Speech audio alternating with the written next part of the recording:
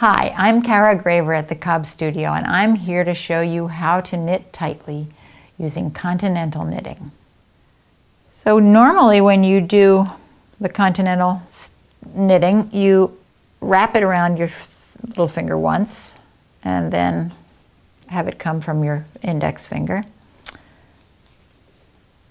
But I tend to knit a little looser that way. So if you wrap it around twice, you're going to have some more tension on this part. And it'll give you a finer kind of stitch.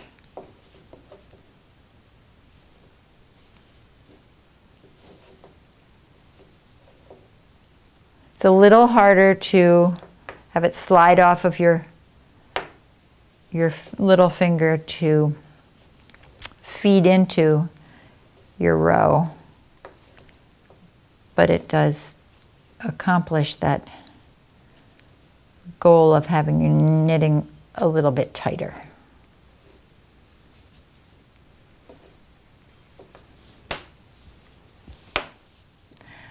I'm Cara Graver at the Cob Studio, and that was how to knit tightly using Continental Knitting.